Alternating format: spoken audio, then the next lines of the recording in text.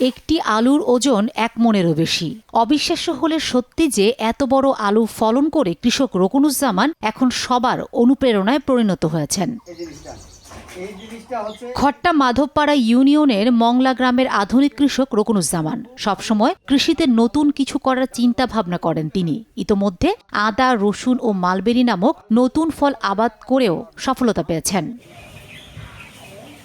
নিজস্ব প্রযুক্তি ব্যবহার করে তার লিচু বাগানের পাশ দিয়ে লাগান মেটে আলু বা পোড়া আলু। কিছুদিন পর গাছ বের হলে তা আমের গাছসহ বেড়ার সাথে উঠিয়ে দেন। মাত্র 6 মাসের মধ্যে তার গাছে ভালো ফলন হয়েছে তিনি বুঝতে পারেন। একটি গাছ থেকে আলু উঠানোর পর রীতিমতো অবাক হয়ে যান রকুনুজ্জামান। আলুটির ওজন হয়েছে প্রায় 1 মনেরও বেশি।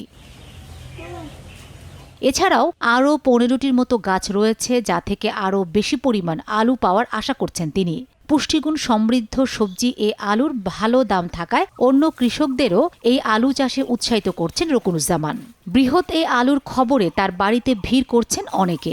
শুনছেন এই আলুর চাষ পদ্ধতি, আগ্রহী হচ্ছেন নতুন ধরনের আলু চাষে। এই ছেলেটা আমাদের এখানে অনেক রকমের এরকম ফল ফলাদি আবাদ করেন। হ্যাঁ, তাতে খুব ভালো লাগে। আমরা অনেক দিন হয়তো বা এদিক ওদিক দেখেছি, কিন্তু এইরকম দেখিনি। 10-20 কেজি এইরকম দেখিনি। একটা 1 মন একটা আলু হয়েছে মাটির নিচে। আর এই আলুটা অবশ্যই বাজারে বিক্রিত হলে লাভজনকই হবে আর কি। এরকম আমি দেখি নাই।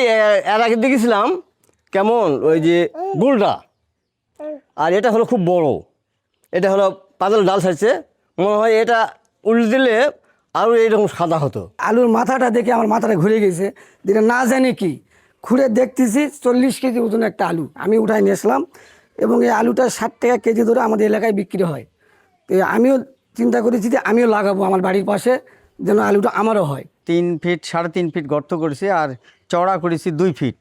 এরকম করে ওর মধ্যে মাটি, গোবর সার, ছাই মাটি এগুলো দিয়ে লাগাইছি। এইরকম আরও 10-15টা লাগাইছি। সব বেড়ার ধার দিয়ে গাছের মধ্যে উঠাই দিয়েছি, বাঁশের ঝাড়ের মধ্যে উঠাই দিয়েছি। তা আমার ধারণা যে হয়তো গতবারে 10 থেকে 12 কেজি হয়েছে, এই তো 15 কেজি হবে। তাই ওর যে মাথাটা দেখলাম, দেখার পরে দেখতেছি যে না, এটা 1 মন পার হয়ে যাবে। তো যাই হোক, গর্ত খুঁড়ে ছোটো ভাইকে নিয়ে এটা আলোক করে নিয়ে আসলাম। এটা 40 কেজি পার হয়ে গেছে। এই আলুটা, এটাকে পুরা আলু বলে। এই পুরা আলুটা খেলে পরে শরীরের খুব এনার্জিও ভালো থাকে, ডায়াবেটিসটাও নিয়ন্ত্রণ হয়। এবং আমরা যদি সবাই বাড়ির কাঞ্চিতেও যদি লাগাই একটা করে গাছ, তো বাড়িতে খাইও বিক্রি করা যাবে। আলুর চাহিদাটা এটাতেও কিছুটা মিটবে।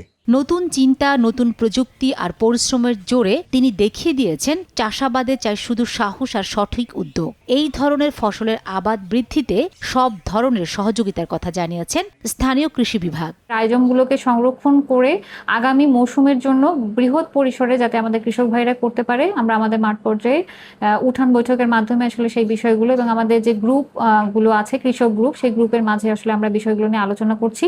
আগামী মৌসুমে আসলে আমাদের শুধু রকমুজ্জামান না, অত্র এলাকার যে কৃষক ভাইরা, যারা আগ্রহী কৃষক ভাই, তাদেরকে আসলে আমরা একতাবদ্ধ করে এই ফসল চাষে উদ্বুদ্ধ করব। দিনাজপুরের হিলির কৃষক রকুনুজ্জামানের এই ব্যতিক্রমী সফলতায় তার গ্রামের সবাই তাকে নিয়ে গর্বিত। সময় সংবাদ, দিনাজপুর, হিলি।